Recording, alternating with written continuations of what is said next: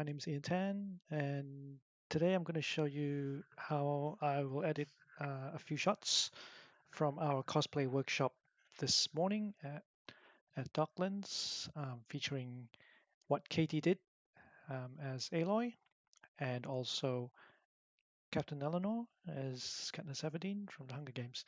So the first step that I always do after a shoot is to come home and import my photos. I will import them usually as I would import the raw file as a DNG um, into whatever folder structure that I want that you choose. If you want, you can add keywords to your metadata. Normally, I put the cosplayer's name or their Instagram tag, as well as name of the character, so it's easy to find for the next time. But once you've done that, it'll bring that into the folder that you selected here in Lightroom. If you're working with other programs like Capture One or another editing program, um, it may take you through this step as well. Or you may just go straight to the image that you want and just edit that. But usually I'd like to view all my images in some way. And you can view it using the thumbnails as you see here, and just scrolling down and picking the ones you like. Um, I normally like to uh, hit the E button and go into the loop view, which basically is a zoomed in view. So here you can better tell whether you've hit or missed focus on some shots.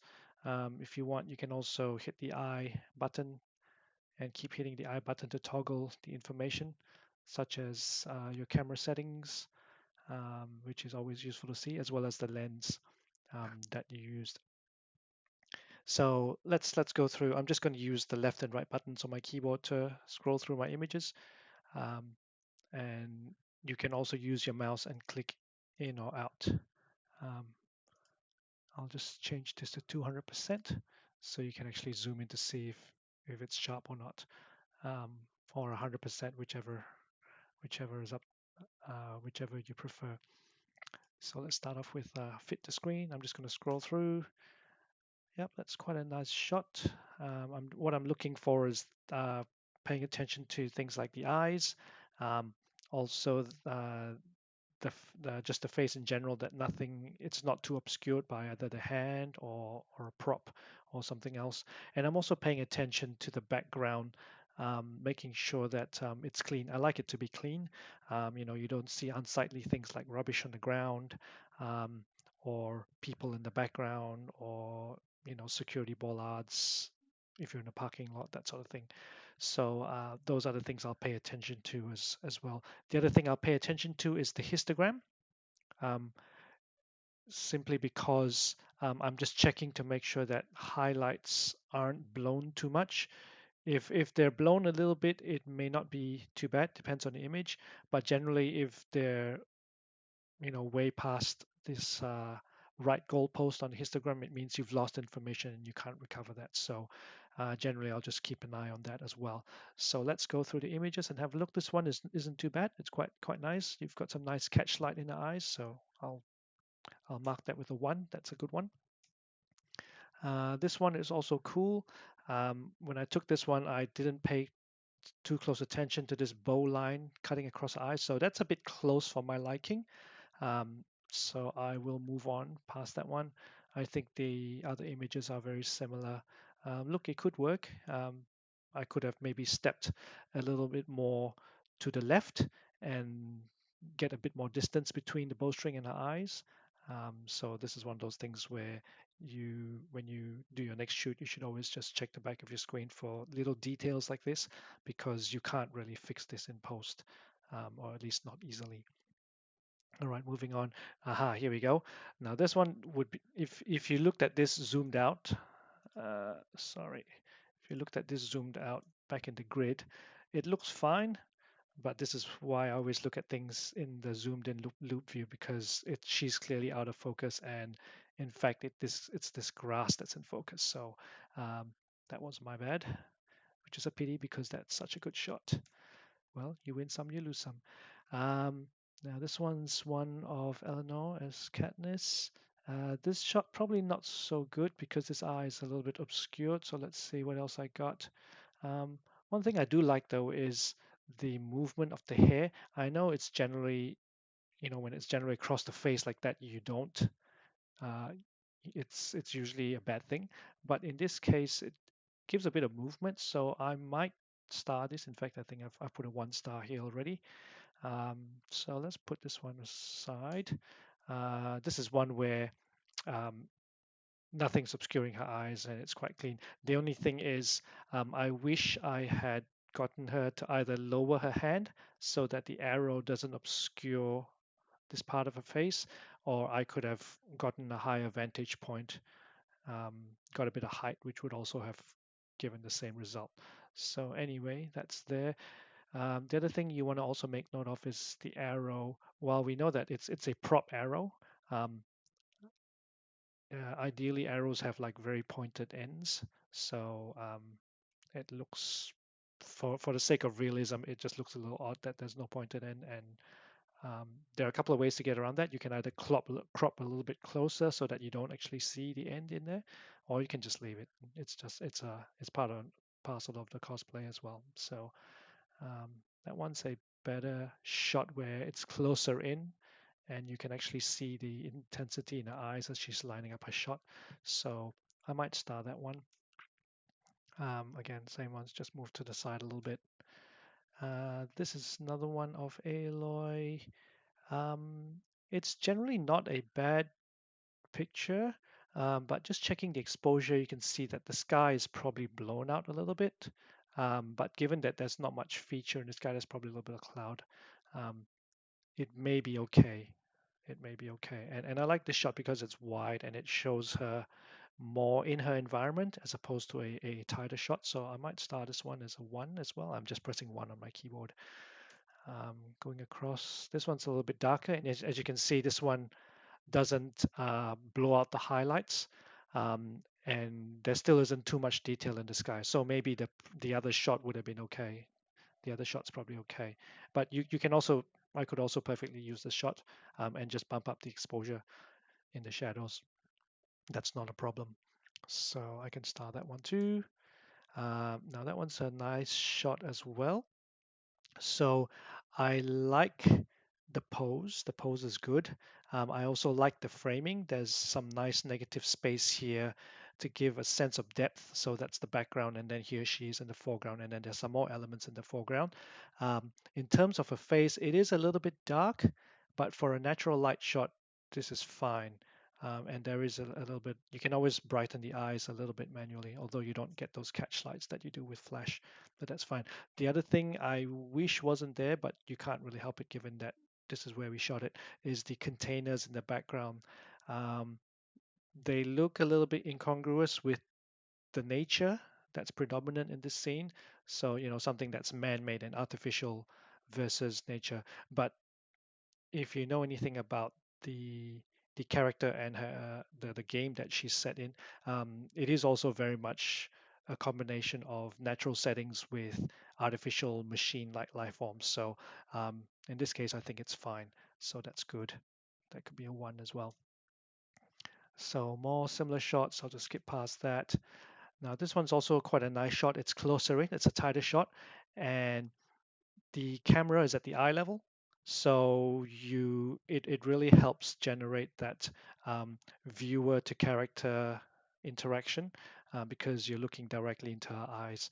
So I like this shot a lot. I'm going to start this one. She's looking away. Okay, so here's another one of Eleanor. For this one, I got her to sit down just to give some variety in the pose, because a lot of the poses that were taken earlier before this, she was just standing up, variations of standing up. So here's another way to add interest to your image, get them to sit down, shoot them from low down. And here I've got it in close as well, so you can actually see the intensity in her eyes. So I kind of like the shot, so I will start this one, which I already have.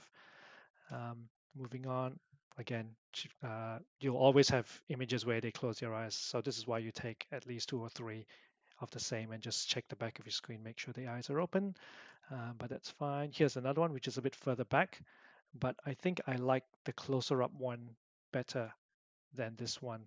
Although this one is in a portrait orientation, so that's also a different point of view. But I'll stick with the other one because it's a very similar shot. This was just a test image. Okay, this is one where she's walking, and I think I was shooting in burst mode just to try and catch her in that right walking pose. You can see that some poses look better than the others. And also, as she gets closer to the camera, you follow her and you change your framing accordingly.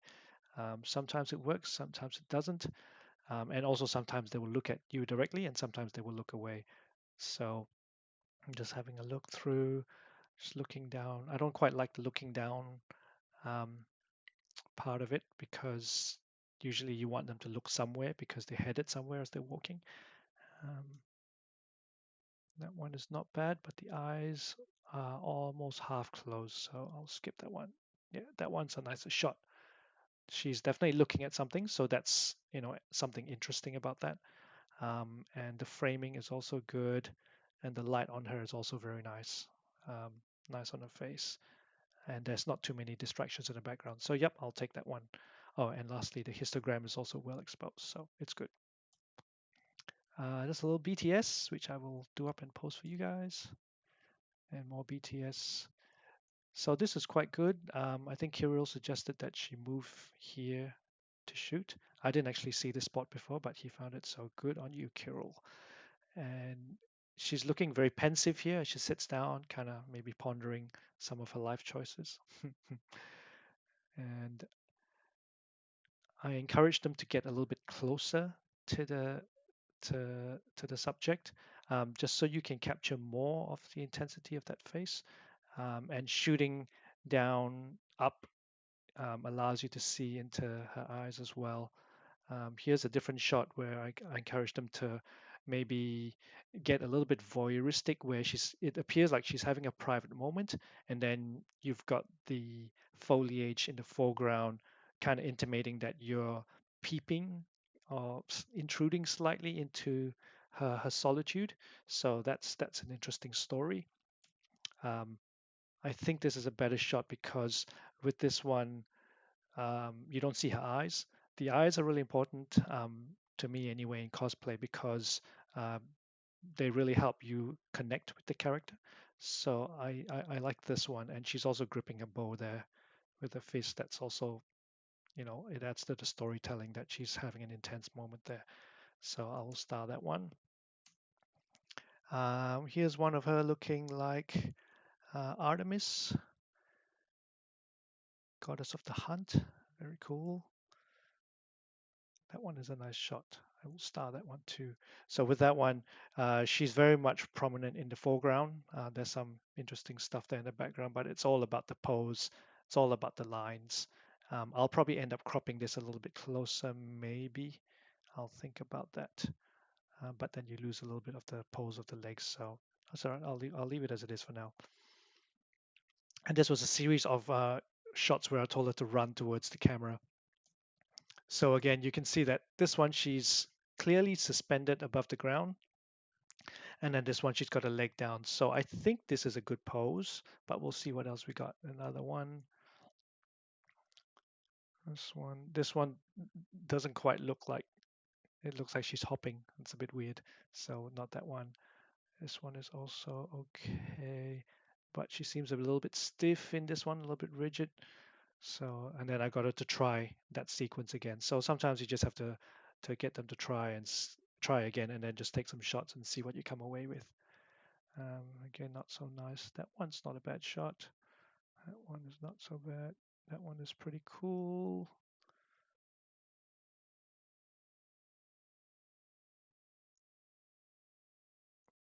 This one, I like the intensity in her eyes in this one, but the posture is, it makes her look shorter than she actually is. So this one is not bad. It's got the running pose there. I might star this one. And this one is also pretty cool. So I'll star this one. I think this is when she's starting her run.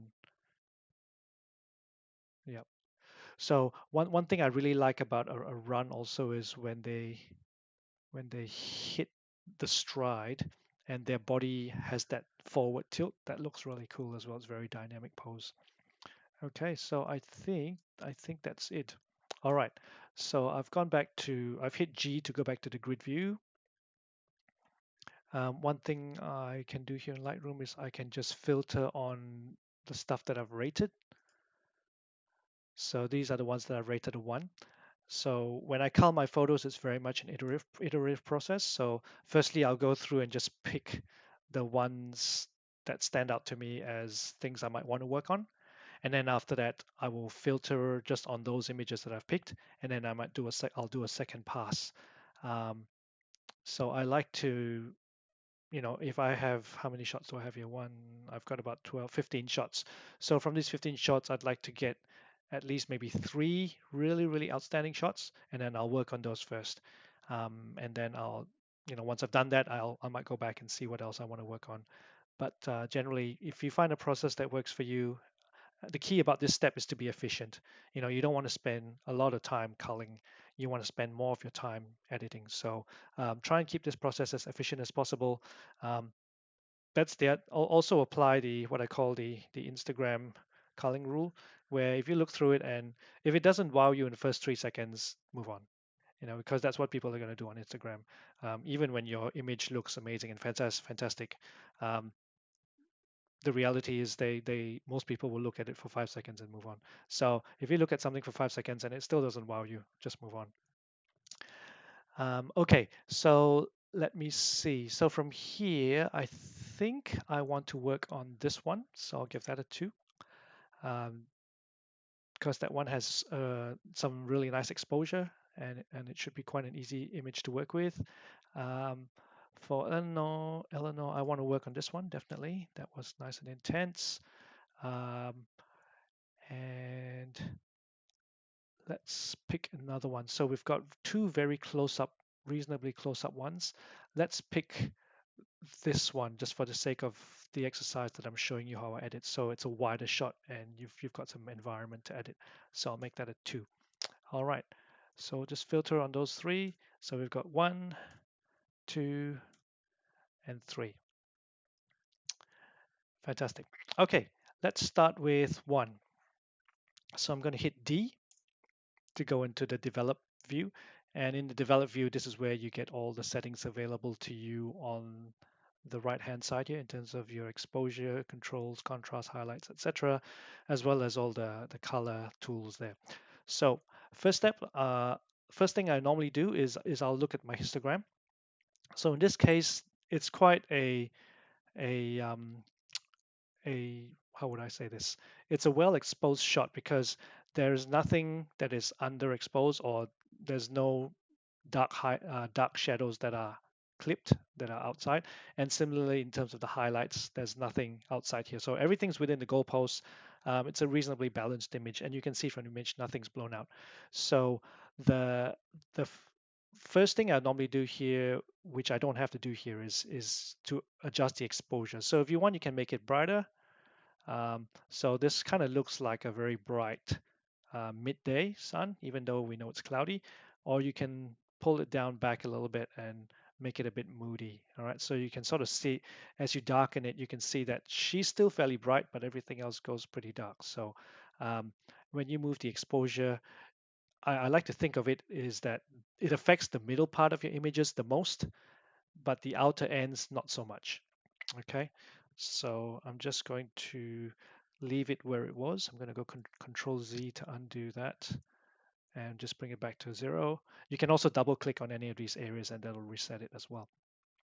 The other thing you can do is also affect the contrast, but I generally leave contrast towards the end because to me it's more like a polishing tool just to add a bit of punch to your image at the end once I've worked on it. So generally I leave contrast, or if I do adjust it, I'll adjust it slightly.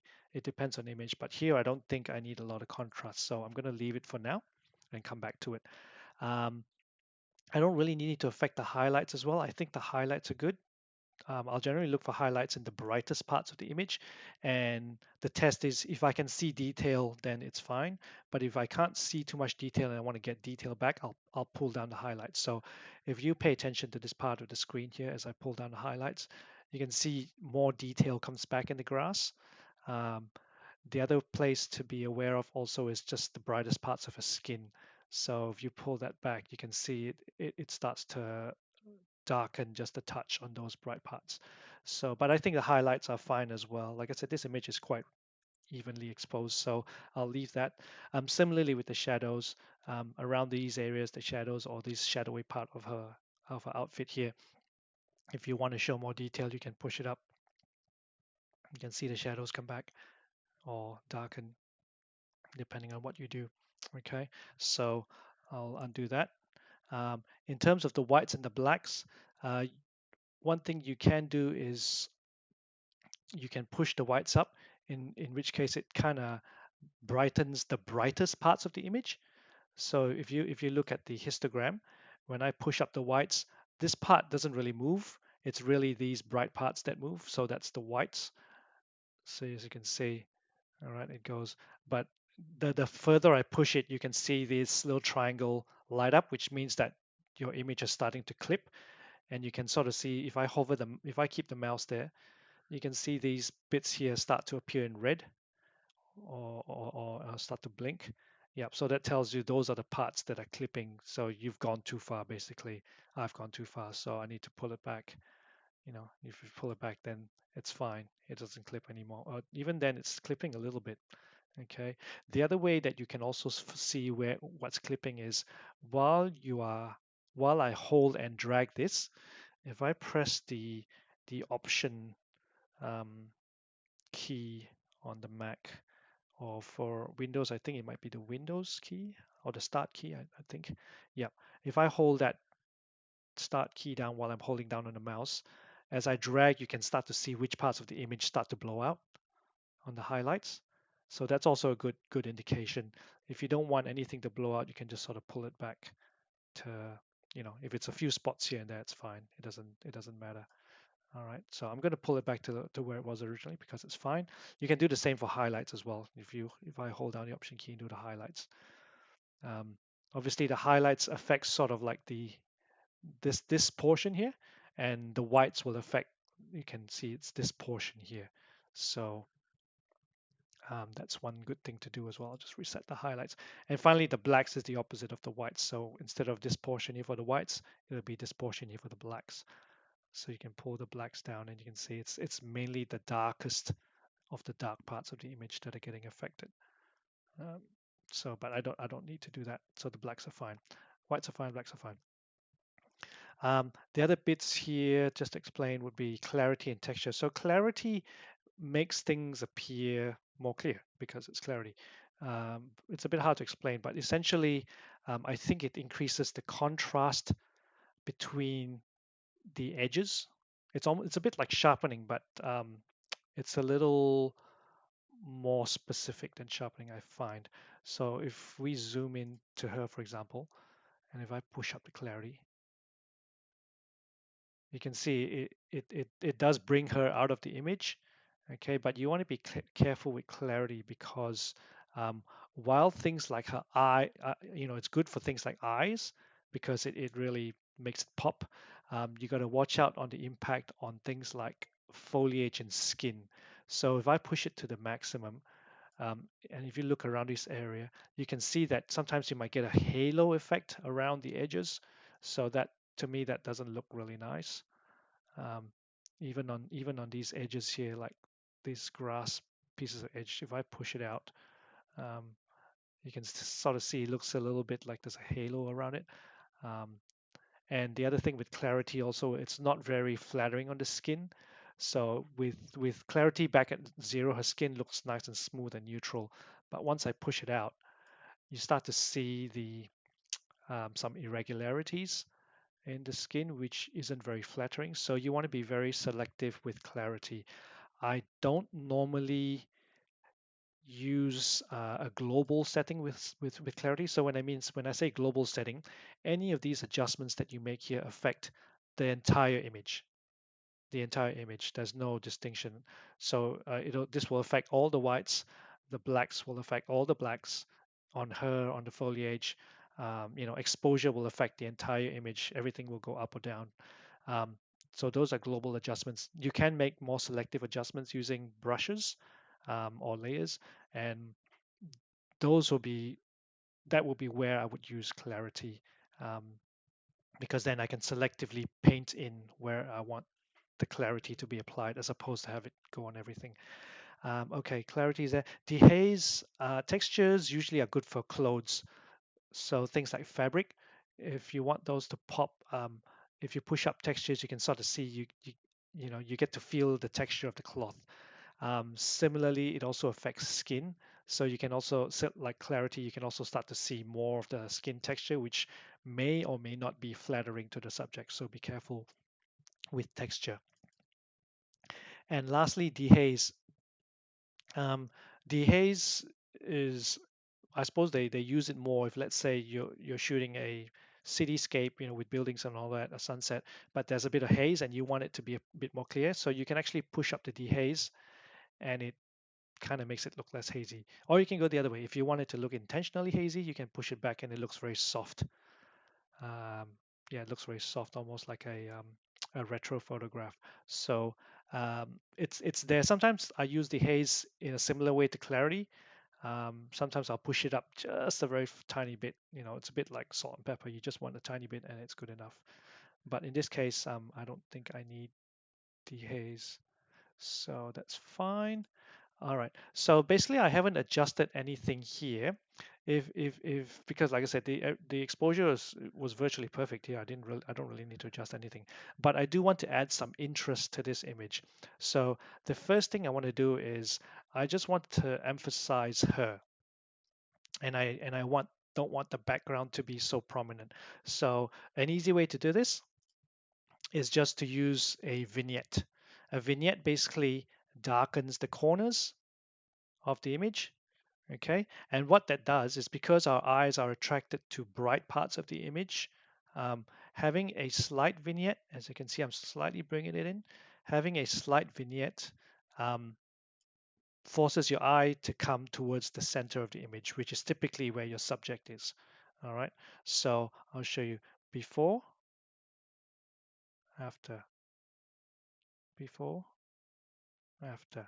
So a vignette is you can make it very aggressive, which I don't like to do, or you can make it very subtle. So it's just there, and to me, if an effect is subtle enough that you don't notice it, but it still causes people to react how you want, that's perfect. That's how exactly what you want. So I'll typically have my vignette around 10 to 15. So I'll put a little vignette. The other way you can do it also is, because sometimes your subject is not necessarily always in the center. Sometimes they may be at the side, like she is. So the other way you can do it is you can put in a radial gradient. Okay, a radial gradient just basically is like a brush that is round. So by clicking a radial gradient, you get this plus. I'll click and hold down to drag it to whatever size to cover her. So that's the brush. Okay, so right now, if I do any adjustment to this brush, if I make it brighter, she'll be brighter. If I make it darker, she'll be darker, and so forth. All right. So, but what I can do also with this radial gradient is I can invert it. So instead of it affecting this portion, I will get it to affect everything else but this portion. So I will go and go invert, and you can see that all this part of the image is affected except her. Okay. And then what I'll do is I'll darken it. So that's basically a vignette. Okay. It only needs to be very subtle. I don't want to go like this because that's obviously silly. But if you just darken it just a touch, enough that she stands out, and then that's it. That's a vignette.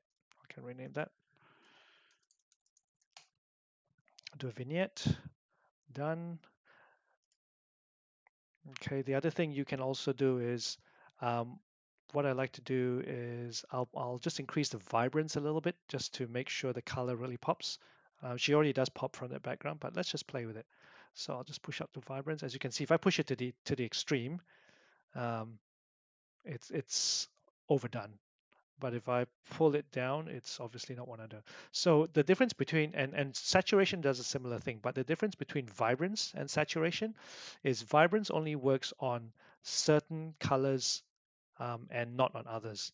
So things like reds, greens, blues, they all become very vibrant. But if you notice her skin tone, it doesn't really move that much as I push it up. Yeah. So my vibrance is almost at 100%, but yet her skin tone is more or less the same. So vibrance is really good when you want to affect everything else but skin. That's what I find, or things that are very similar to skin color. So in this case, I'm just going to push up, which is what I want. So just I guess I'm just push up vibrance a little bit. Whereas if I reset the vibrance and I change the saturation, saturation affects everything, including the skin. So as I push up saturation, you can see her skin getting redder and redder and redder. Yep, or more yellow and green. Okay, so saturation affects everything, but vibrance affects some things, but not all. Okay, saturation tends to work also more on the stronger colors. So the stronger your colors, the more saturation will work on them. So one trick I like to do is this is kind of good for uh, like if you want your image to look quite desaturated, but you want to draw attention to certain pieces of color. What I'll do is I will pull down the vibrance a lot, but not totally to one to minus 100. I'll pull it down a lot, and what I'll do is I'll push the saturation up a bit, and you can sort of see. Oh, that's maybe a bit too much. I just want a bit more so her skin doesn't lose too much color. So you can see that saturation now affects the things that are really strong colored, like her hair and these parts of her outfit, but everything else kind of stays muted. So that's something to have a bit of fun with. I don't think this is the right treatment for this image, so I'm going to pull it back, and I'm just going to push the vibrance up a little bit, about that much. Okay, cool. So what have we got so far? I've done a vignette. I've pushed up some vibrance.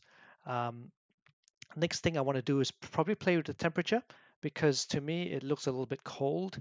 I think in the video game the colors are quite vibrant, the environment's quite vibrant. She often has a bit of sunlight on her, so easy way to do that is just to push the temperature up and get it warm, and that looks instantly a bit more sunny.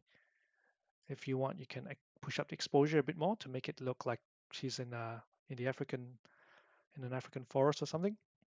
But I actually like things a little bit down. So what I'll do is I do want to brighten up a bit, so I'm just going to push up the whites a little bit. And there we go. It's very subtle. So all these adjustments that you're doing, um, build it up layer by layer, in the same way that someone might apply makeup or the way that you might paint a miniature model. You don't apply, you don't get the final look with just one paint of the brush. It's often building it up layer by layer. So that's what we're doing here. I'm just working on bits of the image that I think need to change or need to be adjusted, and then just go for it. Okay, so right now she's standing in a sea of greens and yellows and browns. Um, I want to give some sense of depth to the image.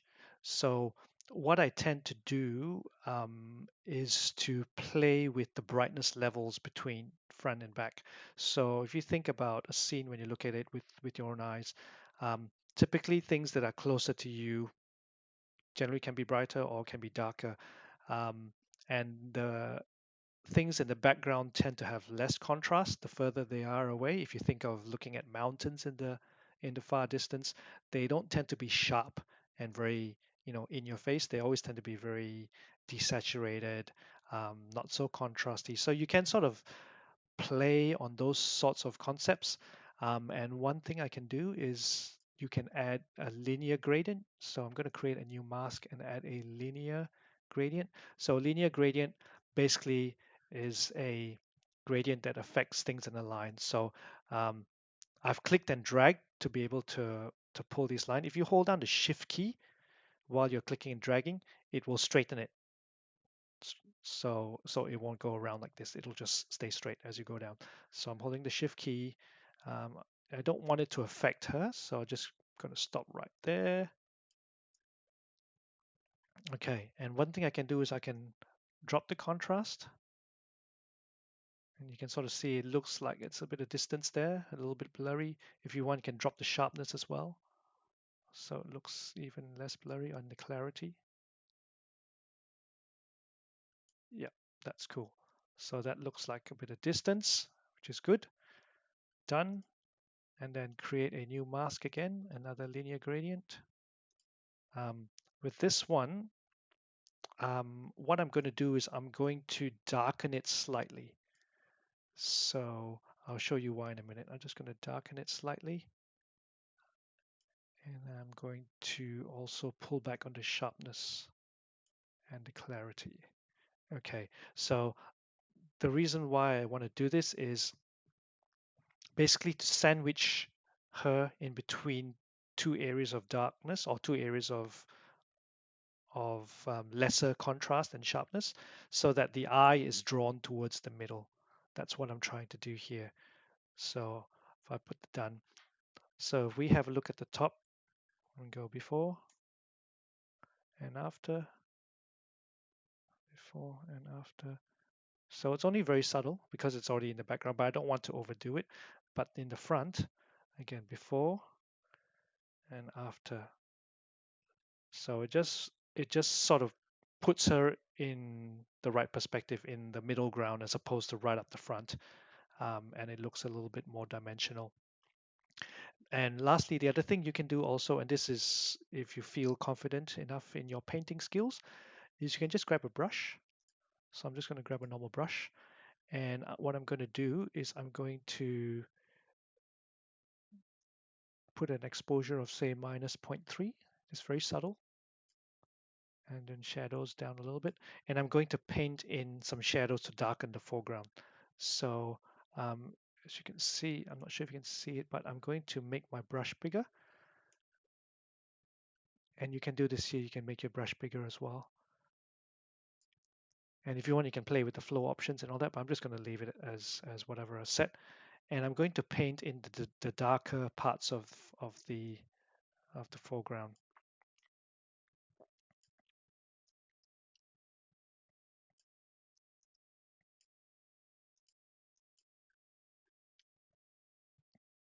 It's a bit on the back. Just to get a bit of depth.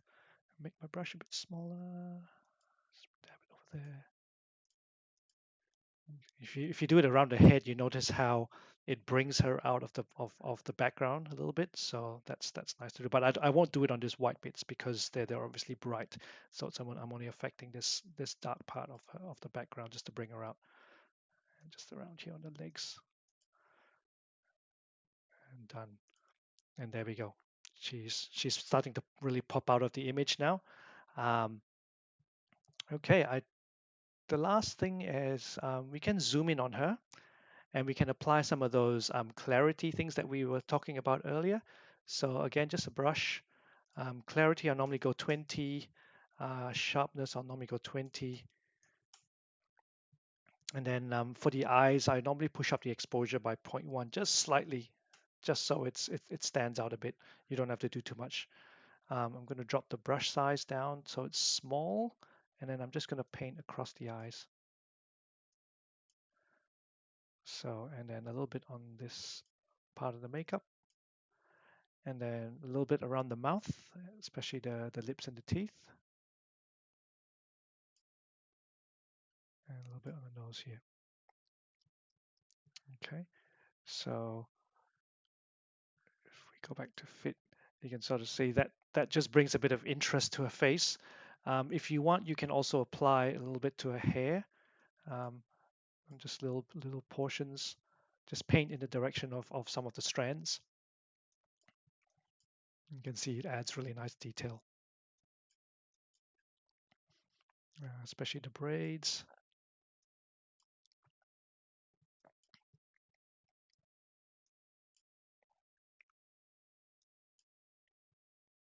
Yeah, you don't want to do everything. Just do selected parts so that the hair looks dimensional as well. So some parts are sharp and some parts are not. That brings a bit of interest. If you want, you can do the same thing to selected portions of her outfit as well, like say the necklaces. So I'm just going to hold space bar and I'm going to drag the screen up.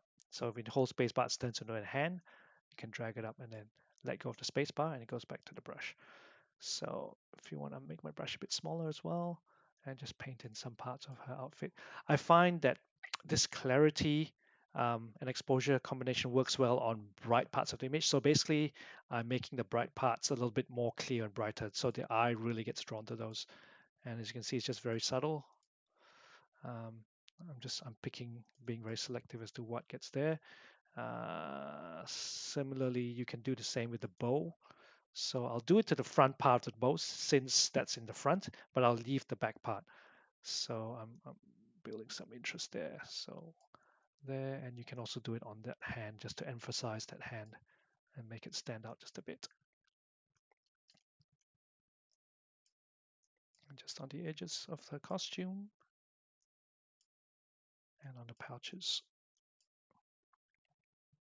Okay, done. Click on done on the brush here, and there we go. She's nice and stand out. So I'm hitting the backslash key while I'm in the develop mode, and you can do a before and after, before and after. See, to me, editing, if you don't edit your images, you're really robbing yourself or robbing your image of impact that you could have. Um, so just in the same way in the olden days where they used to have film and they have to take it into the dark room to develop it to get your final photo. It's the same with digital images. While they may look fine, this looks fine on the back of your camera, but you won't know until after you edit it how good it can really look. So in this case, what we've done is we've tried to craft a story and uh, to make this a really compelling an image, something that really pops. The last thing I want to do, one thing I didn't talk about here is also the detail. A very important tab called detail. So this controls sharpening in your entire image. Now, Lightroom by default applies a sharpening of 40. Other software may apply different levels of default sharpening, but Lightroom is actually quite aggressive with its sharpening. Um, I generally don't like it that aggressive. So what I'll do is I will turn it down to 25. Um, but sharpening is a matter of taste, and the effects can be quite subtle or it can be very obvious. But in this case where you've got, foliage everywhere, um, you've got your subject, you don't want to sharpen everything. You want to sharpen certain things. So one thing I'll do always is to drop my sharpening to 25 or something less aggressive, or you can even turn it off totally and then you can use a brush and apply sharpening manually. Or the other way is just to turn it down and then use this masking slider. So this masking slider is actually really good, and I'll show you why. So what we can do is, as you click and drag the masking slider, hold down the Option or the Start key if you're Windows, I think. So if you hold it down while you drag, and if I drag it across, you can start to see, the image come back. So areas that are white are being sharpened. Areas that are black are not being sharpened. So it'll have a sharpening of 0 in those black areas, but white will have more sharpening than black. So it's a scale. So you can use this masking to control which parts of your image get sharpened. And in particular, one thing I don't like to sharpen is skin. Simply because you don't want to see sharp pores, you don't want to see, things like blemishes like acne or pimples or other things on the skin being sharpened because that just calls more attention to them. So generally with sharpening, if it starts off like that, I will pull it back until the areas of the skin here in this view turns black, and then that tells you that you're not sharpening those parts. And similarly with things like sky or backgrounds that just don't need to be sharpened, you can use this to help you refine your sharpening. So once you've got it to where you want, just lift off your mouse and and you leave it. So there you go. So finally, the last thing I'll do here in this image that I will do is to crop it. So if you like the huge, um, if you like it the way it is, then that's fine. But for me, I normally like to control the framing. To me, there's a lot of it could be a little tighter. I like it a bit tighter. So what I'll do is I will hit R to bring up the crop tool, or you can hit this button here. That's also the crop tool. Um, Choose an aspect ratio. So original would normally be um, I think 4:3 or 2:3. I can't remember. But anyway, for Instagram, 4:5 usually works very well. Um, if you want it widescreen to be able to fit on your computer monitor, you would go 16:9. Um, if you want to, to put your own custom values, or to just you can just enter custom, or you can just click on custom and then drag the corners to whatever size you want. But my most used ones are the 1:1 for Instagram, square, or 4:5. That's also very Instagram friendly. 16:9 is nice if you like to get it to cover the entire screen of your phone, without having black bars on both sides. Or if you I like it to look like cinema, you can put 2:35 by 1, 2.35 by 1. That's a cinema ratio. So um, 16:9 is nice because it gives you a nice story. And one thing you can get it to show also are these grid lines, so you can help it frame. You can help yourself frame it according to things like rule of thirds, or correct your horizon, make sure it's straight. So I'll just frame it a little bit. Um, I think the 69 is fine. Yeah, let's try that. No, actually, this space doesn't really add anything to the image, I feel. So I'm going to go a bit tighter and go 4:5. Yep, 4:5 is a bit better. Let's try 1:1 Instagram. Yeah, 1:1's nice. Only thing is you start to lose the depth of the image when you go 1:1. You start to lose a little bit. Yeah, we'll try it. And also, I'm cropping very heavily into the image. So as the more heavier you crop, the less sharp your thing will be. So I'll go back to 4:5. I'll go back to 4:5 just so I can see more of the background like that.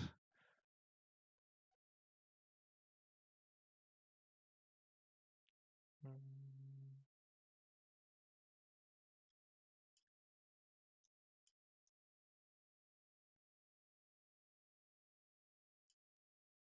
okay, that's good. There you go. Standing in the field of grass, Aloy. And lastly, what I can do is I'll just pop a bit more of a vignette on her. There we go. That looks good. Done. So that's the first image. If I look at it on full screen, so this is 4:5 aspect ratio. As you can see, my screen is a 4K screen, so it's a 16:9 would fit it a little fit will get more coverage than 4:5. But for Instagram, this will be fine. Um, yep. If anything, I think I want her further down the screen, so I'll go back to the develop screen, go back to the crop screen. I'll just pull it down a little bit. There we go. Perfect. All right, I'm happy with that. Okay, let's move on to the second image. Uh, let's do Katniss one. So let's develop this one. Okay, so with this image, let's take a look at the histogram. You can see that the blacks are starting to clip in the red channel. Um, and that is because most of her outfit is black. Um, and exposure, if I push the exposure more, I'll blow out the sky. But given that there's not much detail in the sky, it's I can afford to push up the exposure on this image a bit, so I will do that. And instantly it's a lot better because to me the the image is all about her expression that's there, the intensity. So the so I want that to be lit up well. Um, But so I'll push it up a little bit, not too much, because otherwise everything in the background will just go to white, which is not what I want. So I'm just going to push it up just a bit. The other thing you can also do is if you don't push that up, what you can do is you can just push it up slightly, and then I'll use a radial gradient, and I will just brighten her face like this slightly using a radial gradient. So I'm just going to rotate the gradient a bit and move it up. Okay, so I'm just going to push the exposure up a little bit. So you can see that it only affects her face or whatever's in that gradient and not anything else. So to me, that is good. Okay, the other thing I want to do is obviously accentuate her eyes. So we're going to do that adjustment again with the brush. 20 clarity, 20 sharpness, and zero point 0.1 exposure. I'm just going to paint over her eyes. Make sure the brush is small. And maybe a little bit on the lips and just maybe a little bit on the nose. No, not the nose. Let's not do the nose. It makes the nose look big. Okay. I might push up the exposure to 0.2 because the eyes are quite dark. Okay, great. So to me, that looks good. You don't want to push it up too much because then it looks unnatural. You know, sometimes people over brighten the eyes and it kind of looks, you can push it a little bit, but not too much. So I think 0.2 or 0.3 is good as well. Done. Okay.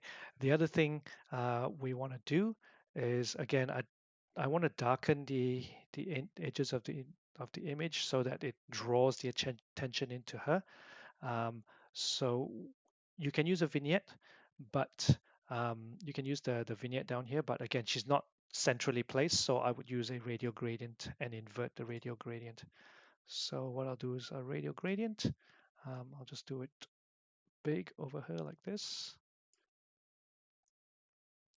way, and I'm just going to rotate it so that it follows sort of that line that she's on.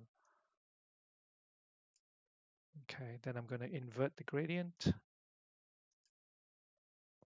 I'm just going to drop the exposure down, and instantly that looks a bit better. So about 0.6 minus 0.6, done. Okay, so let's do a quick look before, after. See, just with those simple adjustments, already the image is looking more dramatic and more impressive. So the other things I want to emphasize in this picture is just the line of her arm. You can sort of see that there is light falling on the top of her arm, and then everything else is in shadow. So I want to emphasize that line, and to do that, just a very simple clarity brush. So I'm just going to go 20, in fact, even just 15. I don't need to be that aggressive. And the exposure, I can just go zero point 0.1, very gentle. So it's just, again, very subtle building up of effects on your image. So I'm just going to go for a bigger brush and just going to do a paint.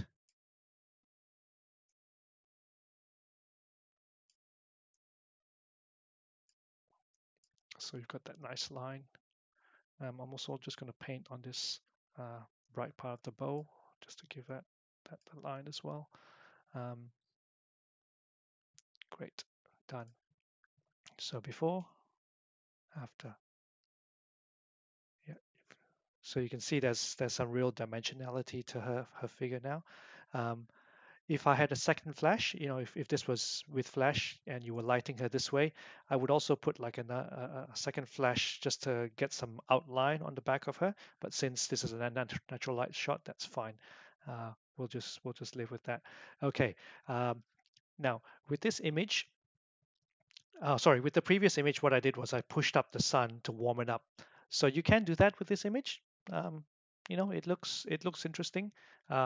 But what I'm going to do is I'm just going to undo that. I'm going to play with color grading. Okay. Now, the color grading panel in Lightroom allows you to do things like um, change the color tone in your shadows, which is the shadows, change the color tone in your midtones, and change the color tone in your highlights. Okay, so the best way to explain this is to show you. So what I'm going to do is I'm going to add some blue into the shadows. So I'm going to drag this down quite aggressively, just so you can see what happens. Okay, and I'm going to move the color wheel, move this point around the color wheel. So you can sort of pay attention to the darkest parts of the image.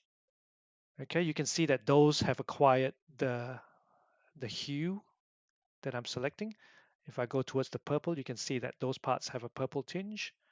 If I go towards the green, you can see they have a very green tinge, and similarly a very orange tint. So here's where you can have some real fun with your image.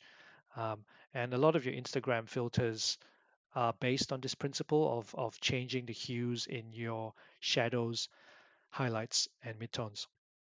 So I'll give you a quick recipe. So this is called the Hollywood recipe, or the orange and teal combination.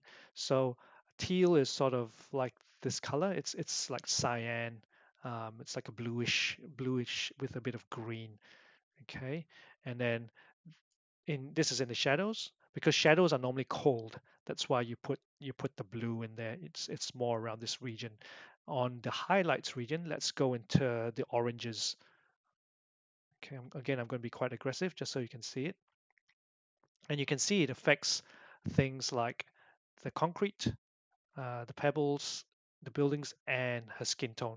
All right. In fact, the skin tone is probably the most important thing that I look at when I adjust this.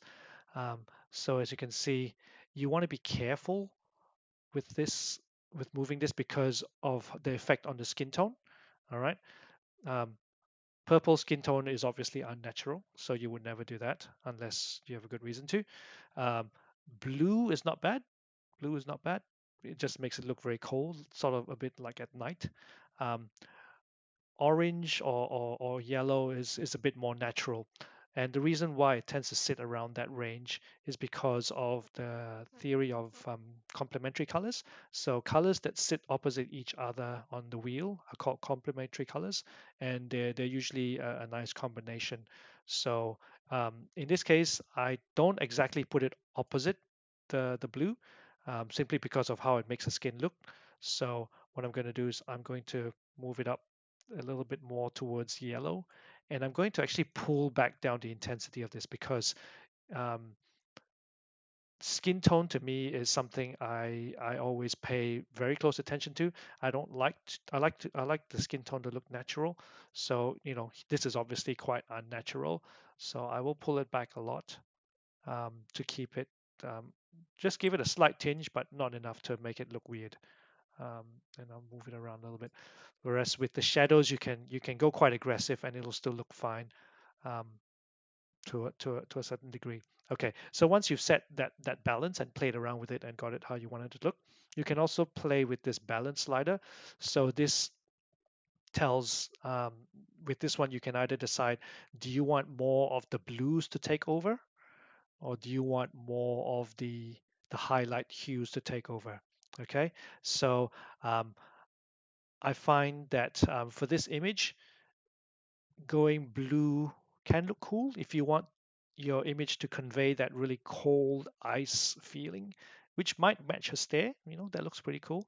Um, or you can go towards the side where her skin tones are more natural, but you still get a little bit of blue tinge in the shadows. Um, and you see this effect a lot in Hollywood movies because blue parts of the image that are blue tend to recede. Your eye doesn't really gravitate towards those parts. And then parts of your image that are warmer, with like oranges, yellows, reds, they tend to come forward. So your eye is drawn towards them. So having this blue, orange, or teal and orange combination that you see in movies a lot, it's because it gives a sense of depth and dimensionality to your image. It makes your characters pop out. So that's why it's also you can also affect your midtones. Um, so midtones affect skin a lot more as well. So let me just go out here to be more aggressive, and you can sort of see the effect of midtones. It tends to affect not so much the shadows, not so much the bright parts, but everything else in between. Um, so you and I often use the midtones to If I've gone too aggressive on the highlights, but I still want to keep it, at something aggressive, I'll often use the midtones to balance it back in terms of skin tone. Okay, but since here I haven't gone too aggressive with my highlights, I won't go too aggressive with my midtones as well, and I'll just play with it. The other thing you can do with midtones is like you can shift it slightly, and this kind of looks like a scene from Matrix with that greenish uh, feel that they have throughout the whole movies. Um, so yeah, I really like this panel. It allows you to be really creative. And in fact, I'm going to leave it here like this. This is pretty cool. I like that. Okay, done with that one. And lastly, uh, the one thing I like to do to make images look really cinematic is to um, in your shadows just to lift. So this little slider here is like a exposure control for your shadows, your highlights, or your midtones. So I like to lift my shadows a bit, and what that does is it makes it look very very filmic. You can sort of see it drops. It almost makes it less contrasty, but only in the shadows. So and if you have a look at the value here of the L, that's the luminosity, which is what this bar is. Um, I keep it around, you know, 20, just for something subtle, nothing aggressive. And there, that kind of looks like a still from a movie scene. I like it. Um, okay, so the last thing I want to do is you can leave it as this. I think it's pretty good already. But if you want to warm up the skin tone a bit more, you can as well. Simply just get a new brush. I think this might be overdoing it, but let's just do it for the sake of the exercise. I'm just gonna. Doesn't matter what you set it. Just paint the face first. You can sort of see a bit of color come back, and similarly on the hands.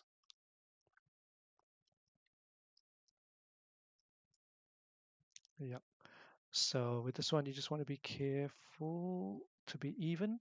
Otherwise, it looks like makeup wasn't applied evenly, which is not very flattering. And because the adjustment that we're making here is quite subtle, you don't have to be too exact with like not going over the edges, as long as your eye looks fine. Um, and so I've put 20. I'm just going to pull it back a little bit because it's a bit too much. Just slight enough that there's a bit of warmth in the face and the eyes, but not so much that it looks like she's just come out of a spray tan booth. That's not so good. Okay, that's not. But if you want to leave it cold as well, if you want to move it cold, hey, look, I'm an ice princess, um, or I'm a frost giant. Okay, no, it's not good. Okay, when I did that, you can sort of see some gaps that I missed. So maybe let's put it on frost giant mode for a moment, just so I can cover up the gaps.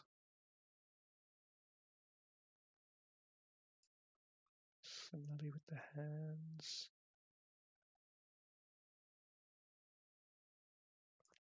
I can also use this show overlay, which tells you like which parts your brush has painted over, and you can see where you've gone over or gone a bit too much.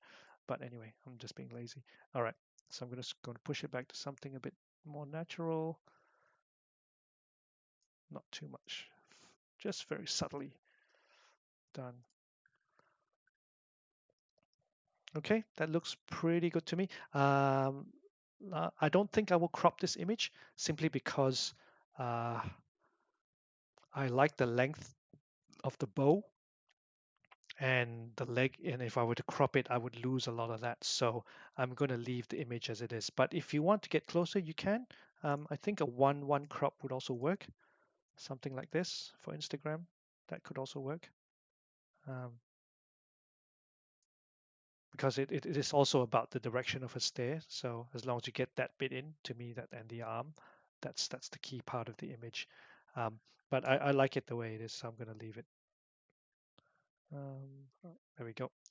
All right, so that's another image done, and let's do the last. Oh, the other thing that I should probably fix is notice how the buildings are all leaning on one side. Um, I think that works fine for this image, simply because her posture itself is quite awkward and unbalanced. Um, so if you want, you can use your crop tool to unbalance that a little bit more, or if you want, you can straighten it. Some people are, when I say some people, I mean sometimes we're a bit OCD about having things straight on the horizon. So, but you can play with it. But I think I like it the way it is, so I'm just going to leave it. So, and finally, we've done the clarity on the eyes. Let's just do one on this bit of hair here. So I'm just going to do the mask. Just going to go very gently, 10 clarity. And then just very gently on these pieces of hair here, like so. And just this front one. Done. There we go. That looks good. Oh, and finally, detail. Let's drop the over aggressive sharpening. Hold down Option while I drag this so that it sharpens just the edges like her eyes, bits of a bow, the string, and the hair, and the arrows. Done. Bang. That image is done. Great. Okay. Lastly, let's do this one. Okay, so let's see what's interesting about this image. Her face is quite evenly lit. The light is soft because it was an overcast day. Uh, and there's a bit of foreground element, but generally it's mostly background in her. Also, it's a little bit, is it straight? Yeah, it's fine. Okay, so what shall I do with this image? Okay, let's play with something else. So one thing I use a lot to speed up my editing sometimes, or if I'm a little bit stuck in terms of what direction I want to take this, is playing with the color profiles. So Adobe comes with these are basically like Instagram filters, right? So Adobe comes with a whole bunch of these. So sometimes if I'm stuck with, oh, what should I do with this photo? I don't know which direction to go. Have a play with some of these filters, and have a look at them and say, oh, yeah, that looks cool. That doesn't look cool. Um, that looks nice. That looks very vibrant. Um, that looks very natural because it's got a very brown, gentle, warm golden tone to it. That one's a bit cold.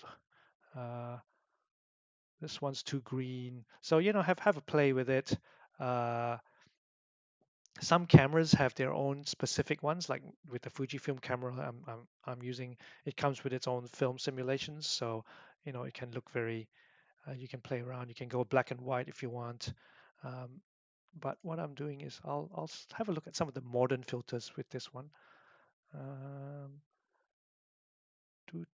what do I like? Tell me in your comments what you like. I've always wanted to say that. So this looks very similar to the original, but more vibrant.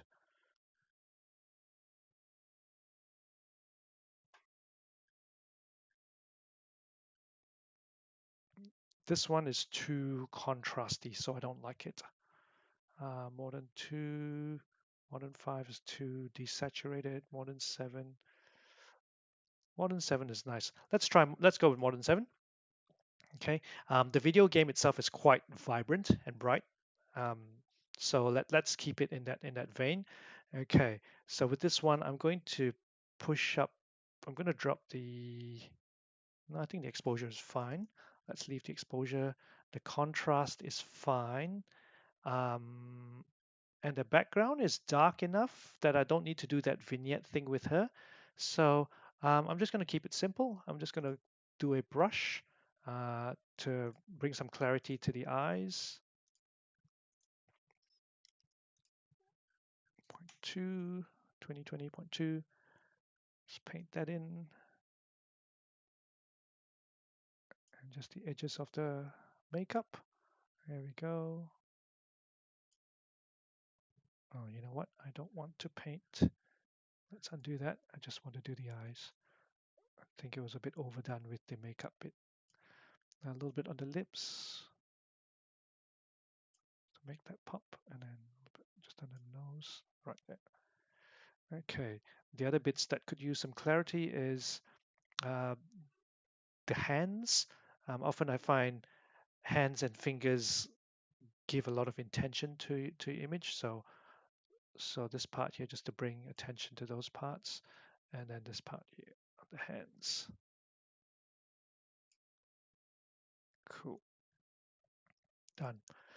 And then lastly, let's bring down that detail. 25. Mask it out so it's not so sharp.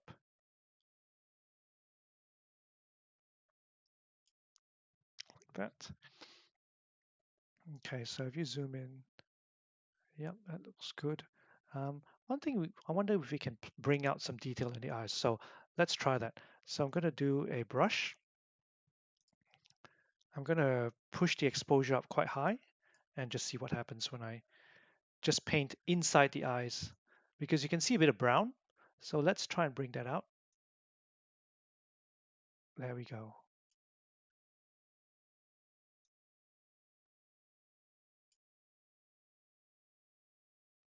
Yep, and then a little bit of contrast. Up, push up the whites just a bit, just so it comes out. Yeah, that's great. So when you're trying to brighten the eyes, um, one thing to pay attention to is that you always brighten the part that is opposite from the direction that the light is coming from. So in this case, the light is coming from the sky, which is above, which is why you can see the reflection, the catch light here in the eyes. So when you're trying to brighten up the part of the eye that brings out the color, you do it on the opposite side, because that's how naturally our eyes reflect light coming in um, once it makes it in. So um, what I'll do is I will just take off a little bit from this side. It's a bit too much. A little bit from this side and a little bit from this side. I'll just erase that bit. Yeah, that looks natural and it looks great.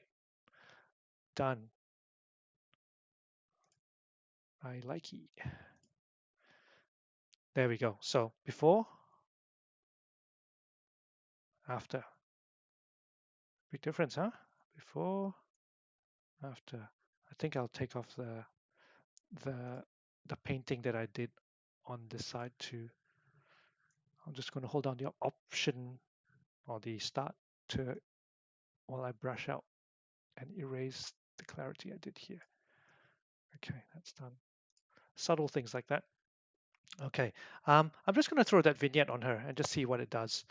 I think she could pop out of the image a bit more. So like so. You all know the drill now. Invert the mask. Sorry, down here. Invert the brush and just drop it. Okay, so I'm just going to drop the whole image a little bit slightly like that. Done.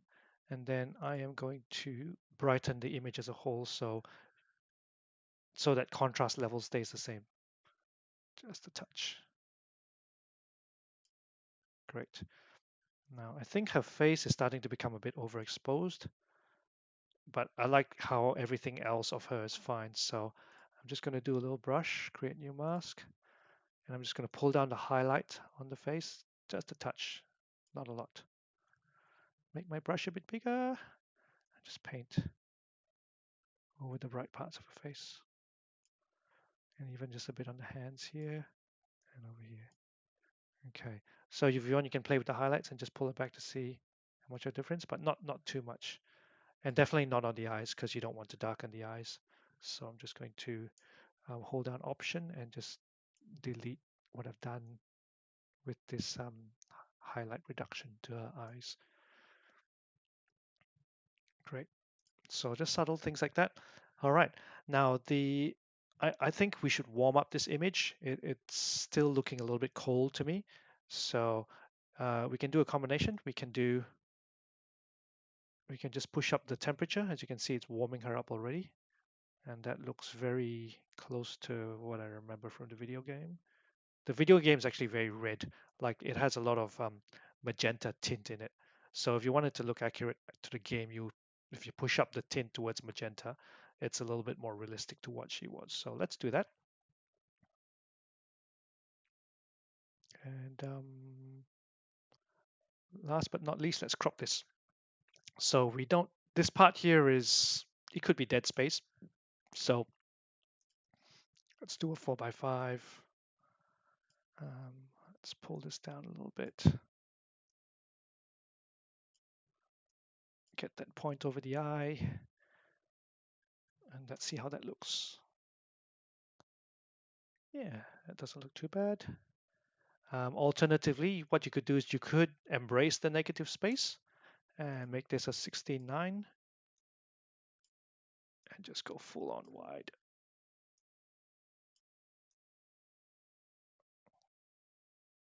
which will look very cinematic. There we go. Pull that in a bit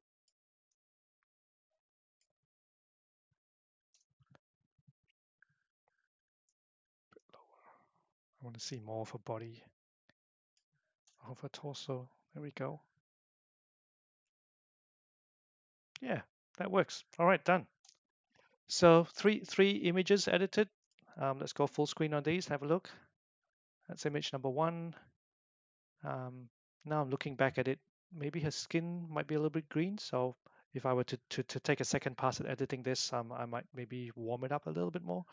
Um, Image number 2, it's slightly more of a reddish, pinkish hue, which is quite true to the game, which I like. And the colors are nice and vibrant. Exposure is good, and we obviously brought out the eyes, so the eyes look really good. I like this image. And lastly, with Katniss Everdeen, we've made it look a little bit matrixy, which is good. Um, Coincidentally, Eleanor does a really good Trinity cosplay. You should go check out on her Instagram. And yep, but we've tried to keep her skin tone looking natural while messing with the colors using color grading by changing the hues and the shadows, the highlights and the midtones. So yeah, so these are, as you can see, these are some of the things that we've done to really change our image from something where this is what it looked like before, which looked fine, but it just made it a little bit more interesting. Direct the viewer's eye to where you want to go. Similarly with this one, this is the before and the after. The after, you can see it really pops, especially around the eyes. And the before and the after. Yep. So what I would do after this now is then just highlight my images and export them. So when I export, um, here's one thing I like to do. You can export it to whatever uh, resolution you want, but typically I will choose export as a JPEG. You don't really need 100% quality, so you can save a bit of space, drop that down to 80 or 70.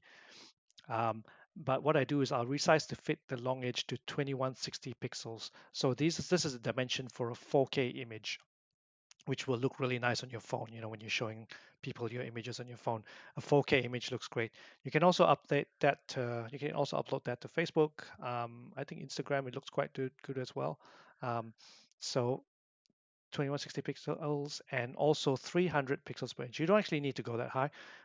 Your smartphones, I think they're about 230 pixels per inch, and your computer monitors are less. They're like 100 or 150 pixels per inch. So 300 is definitely more than you need. So you can actually scale that back if you want, but I'll just leave it at 300.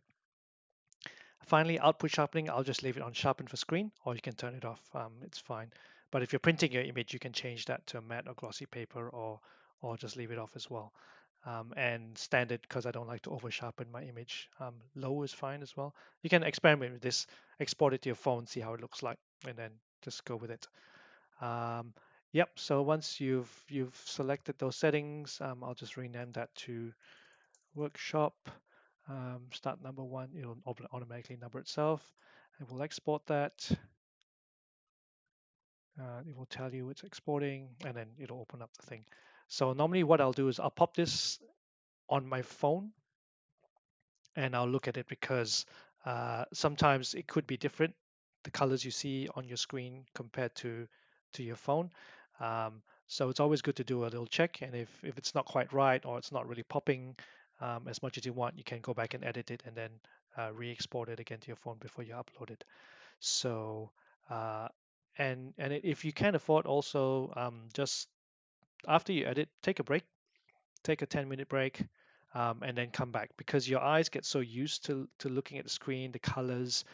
Often you don't realize you've overdone something until you've gone away, had a little bit of a break, and then come back, and then you look at it and going, "Ooh, what was I thinking? That's way too saturated," or the skin looks horrible, or whatever, or there's a detail you miss. So there's a lot to be said for taking a break and coming back and reassessing your work. So these are little techniques I've just picked up along the way. I've learned from experience. So hopefully that helps you.